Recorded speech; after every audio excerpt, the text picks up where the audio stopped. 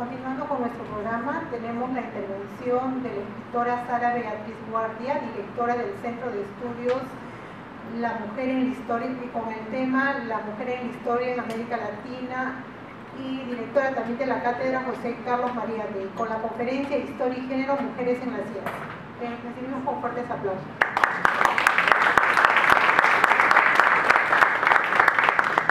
Bueno, en primer lugar quiero decirles que he llegado un poquito tarde y me voy a retirar apenas termine la conferencia porque estoy con descanso médico. Pero ante la invitación de Ruth Shardy, yo no dudé en aceptar, aunque con alguna preocupación, porque le tengo un enorme afecto a Ruth. De alguna manera he visto los primeros años cuando ella luchaba por Caral. Y cuando digo luchaba por Caral es en el exacto sentido de la palabra, incluso en muchas oportunidades poniendo su seguridad en peligro.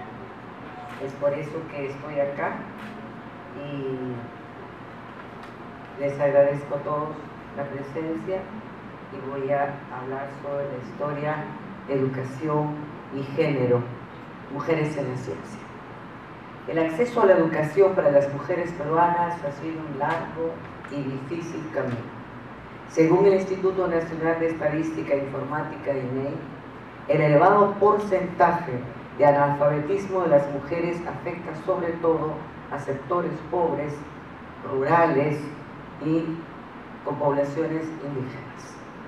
Si bien en las últimas décadas se han producido avances en la educación y en el crecimiento de los servicios educativos, el Estado no ha logrado superar las dificultades que existen en las regiones andinas y amazónicas, no solo por motivos geográficos, que son muy importantes, sino también por razones históricas, sociales, económicas. En ese contexto, cobra particular trascendencia la presentación de la revista Jóvenes Científicas, un futuro brillante para las Américas, el día de hoy, 8 de marzo, Día Internacional de la Mujer, instituido por Clara Zetkin en 1910 como fecha de compromiso y lucha de las mujeres contra la desigualdad social, económica, política y cultural.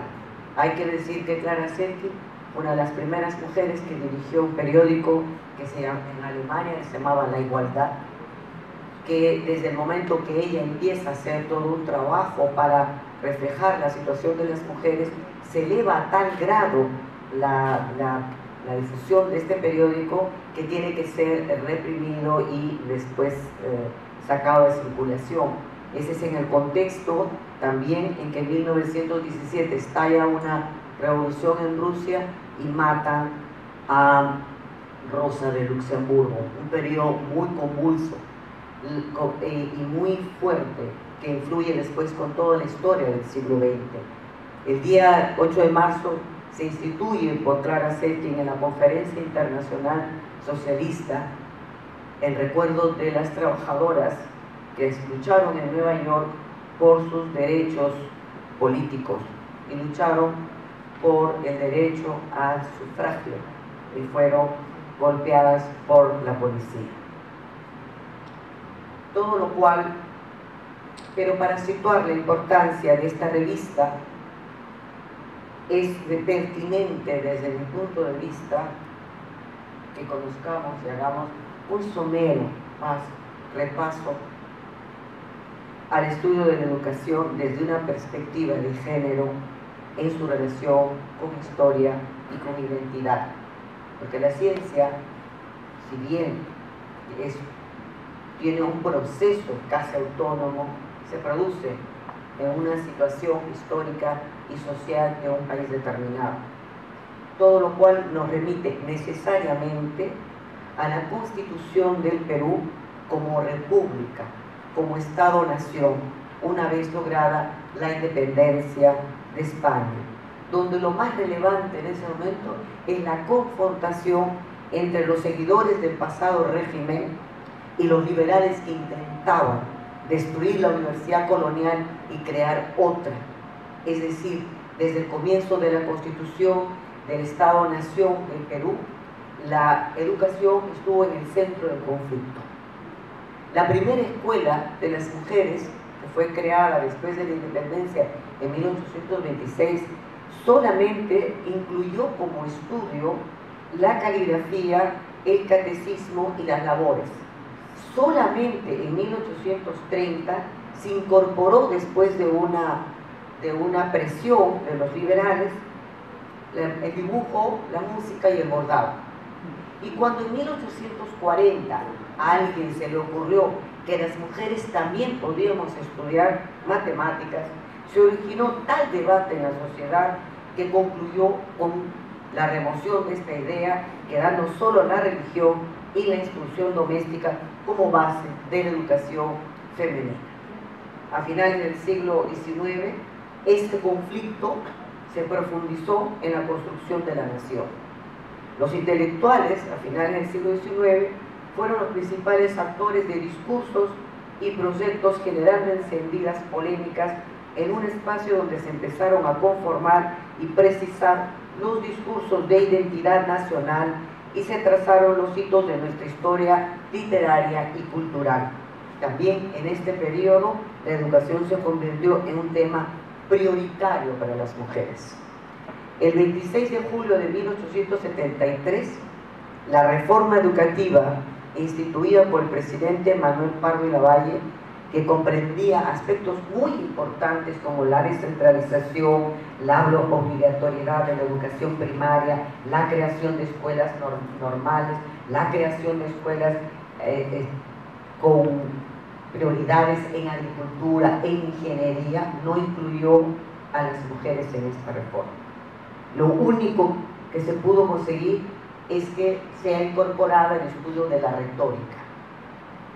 En 1890, según todos los archivos, habían 70.000 estudiantes inscritos que representaban el 10% de la población en edad escolar, con una asistencia del 50%, pero no está registrado, no existe la presencia de las mujeres en las escuelas en 1890. Sin embargo, 15 años antes de esto que les estoy diciendo, habían surgido revistas dirigidas y escritas por mujeres y una singular y muy importante presencia en la literatura. Y lo que también cobró mucha importancia es que se crearon clubes literarios. En estos clubes literarios permitieron el tránsito entre lo privado y lo público, entre el lugar asignado a las mujeres y el espacio masculino y de la ciudadanía. Aquí las mujeres pudieron interesarse en asuntos alejados de la vida doméstica, de los hijos, del marido. Esto significó un gran cambio en la mentalidad de la época. Otro hecho relevante fue que la lectura, hasta ese momento controlada por el clero, por el marido y por todo el mundo, se le decía lo que debían leer las mujeres no tenían acceso a leer lo que querían, pero lo que sucedió, algo importantísimo, fue que la Revista de Lima y el Correo del Perú iniciaron una publicación de novelas por serie para captar este público femenino. Eso fue importantísimo para que entraran también las mujeres a escribir sobre sus propias problemáticas. En el cambio de una sociedad que pretendía seguir viviendo con los principios y criterios del periodo colonial, fue muy importante la presencia de Manuel González Prada en cuestiones relativas a la educación, el rol de la iglesia, la marginación de los indios y la inferioridad de condiciones de las mujeres. Para salvar a la sociedad peruana, dice González Prada, es necesario sanear la política. Fíjense ustedes, hace un siglo estamos pidiendo sanear la política, darle un sentido moral y de coherencia a la política. Y para salvar a las mujeres hay que darles una educación laica, científica y de investigación. En ese clima de hegemonía del discurso masculino cabe la presencia de dos mujeres muy importantes, ¿no?, que es dos escritoras, Florinda Mato de Turner y Mercedes Cabello de Carbonell. Ambas asumieron una posición de avanzada en el proceso de transformación del país al abandonar el ámbito doméstico para ejercer funciones en el periodismo y la literatura. Como señala Alberto Tauro del Pino, denunciaron el sistema ideológico de los grupos de poder tradicionales. Y dice Cornejo Polar que lo importante que ellas también hicieron fueron que afirmaron el sentido estrictamente crítico de su narrativa. ¿Por qué? Florinda Mato de Turner, que después voy a referirme muy sucintamente a los libros que publicó, dirigió El Perú Ilustrado entre 1887 y 1892, la revista más importante de ese momento, que destacó desde el momento del primer editorial, que era la afirmación de una literatura peruanista y de una sociedad en la que los hombres y las mujeres tuviéramos los mismos derechos. La novela que yo me refiero y la que marca un hito en la literatura es Ave sin nido. ¿Por qué? Porque Ave sin nido es una denuncia fuertísima, dramática, contra el abuso de la autoridad política, de la autoridad religiosa, contra las mujeres en las provincias alejadas de Lima. Es un conmovedor texto contra la injusticia social y el abuso de poder contra los indios. Además, ella se erigió en la defensora del idioma quechua, llegando incluso que durante la Guerra del Pacífico alentó, y estuvo de acuerdo cuando Cáceres se empezó a comunicar con sus tropas en quechua. Además de esta novela que concitó muchísimo rechazo, porque se estaba diciéndole a un país que no quería mirarse en ese momento, estos dos poderes santificados en Lima, el poder político y el eclesiástico, representan en las zonas andinas el abuso. Pero además fundó una imprenta, La Equitativa, en la que solamente dio trabajo a las mujeres. Durante la contienda que enfrentó al general Cáceres contra la alianza dirigida por Nicolás de Piérola entre el 17 y 18 de marzo de 1895, su casa fue asaltada, la imprenta fue destruida y poco después ella tuvo que abandonar el país, exilarse en Buenos Aires, donde murió. Mercedes Cabello fue una opositora tenaz del rol que la sociedad tradicional le asigna a la mujer, y en 5 artículos titulados Influencia de la mujer en la civilización defendió una educación igualitaria para hombres y mujeres y el acceso de las mujeres al trabajo remunerado. Pero lo que causa más escándalo no es la defensa de ella, la participación de las mujeres. Una mujer muy rica, criada por las monjas, absolutamente irresponsable, que no le interesa más que a sí misma, que delega a las criadas la educación de sus hijos y que solamente alienta al marido en lo que se refiere al poder y al dinero. Obviamente esta novela concitó también muchísimo rechazo, porque además se decía que ella se había inspirado en 2 o 3 damas de la sociedad. Pero el escándalo mayor estalló cuando en un discurso que pronunció el 9 de enero de 1898 ante profesores y alumnas del Liceo Fanny, y que fue publicado por El Comercio, se mostró a favor de una educación laica para las mujeres y denunció la corrupción del clero. Todos la criticaron, incluso los padres de familia del colegio suscribieron cartas diciendo que no tenía que intervenir una mujer que no tenía hijos en aconsejarles en criar sus hijos, y todos los periódicos se sumaron, El Comercio, La Opinión Nacional, El País, El Bien Social, toda la prensa en ese momento para atacarlo.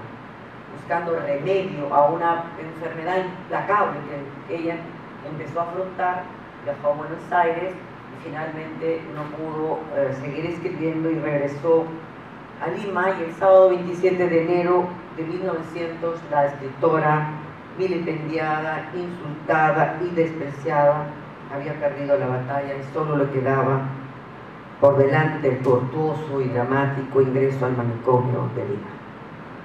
Fue la acción de otra mujer lo que también contribuyó a un cambio sustantivo en la sociedad peruana. María Trinidad Enríquez decidió ingresar a la universidad, para lo cual tuvo que rendir más exámenes y un trámite muchísimo más largo que el que se les pedía a los hombres. Finalmente, en 1874, se convirtió en la primera mujer que logró ingresar a la universidad y 2 años después fundó la primera escuela para niñas donde se empezó a enseñar matemáticas. Las mujeres estamos aprendiendo matemáticas en el Perú solo desde 1900. Sin embargo, no le dieron el título de bachiller, lo que sí consiguió otra mujer que se llama Margarita Práxedes Muñoz en 1890. Las menciono porque estas mujeres pertenecen a las vanguardias liberales y científicas que lograron que el 7 de noviembre de 1908, mediante la ley 801, se permitiera el ingreso de las mujeres a las universidades, finalmente abriéndose así la posibilidad de una educación inclusiva y equitativa. Bueno, los primeros años los primeros años del siglo XX están caracterizados por un lento proceso de modernización después de la secuela que dejó la guerra del Pacífico y la pérdida del territorio y del salitre. Son los años del partido civil en el poder, de la llamada república aristocrática, como lo definía Basadre, que coincide con el auge de las inversiones en los sectores agroexportadores y mineros. También de las luchas obreras en demanda de mejoras salariales y la jornada de trabajo de 8 horas, reivindicaciones fundamentales del movimiento anarquista y de su periódico La Protesta. Es este el periodo en que surge la primera organización feminista dirigida por María Jesús Alvarado en 1914, que se llamó Evolución Femenina y que empezó a orientar acciones para lograr la incorporación de las mujeres al trabajo, a la educación y a los cargos públicos. En ese momento recién empezaba la lucha por el sufragio.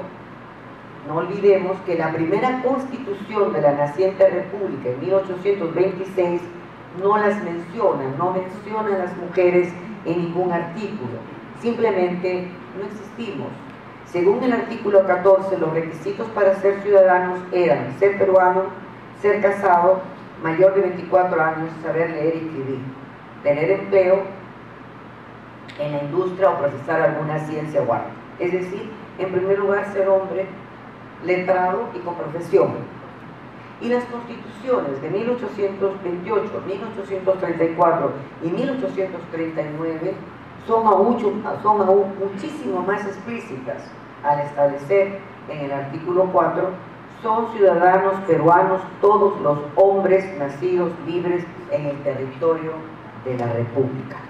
Finalmente, el derecho al sufragio se logró el 7 de septiembre de 1955.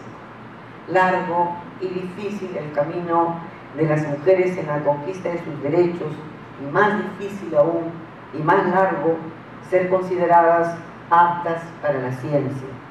No solo en el Perú, este no es un hecho nacional, esto es universal. No olvidemos que Hipatía de Alejandría, que es la primera mujer que contribuyó al desarrollo de las matemáticas, fue asesinada a comienzos del siglo V, cuando se consideró que sus trabajos eran de herejía.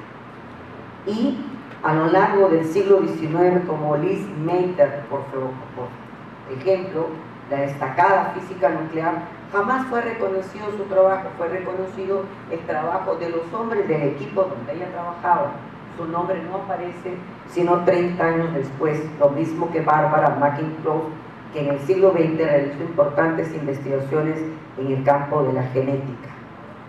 No olvidemos que la primera mujer que gana el premio Nobel de es Marie Curie sobre la radioactividad. Largo y difícil el camino de las mujeres dedicadas a la ciencia. Mi homenaje a ustedes que en el Perú y en América abren las puertas al conocimiento científico, para lo cual no solamente es necesario el conocimiento, sino también una dosis de valentía. Mi homenaje a la doctora Ruth Shadi, a quien por su dedicación le debemos los peruanos tener Caral, sin que haya escatimado el tiempo que le ha dedicado y esa dosis de valor que se requiere cuando uno cree y lucha por algo. Muchísimas gracias.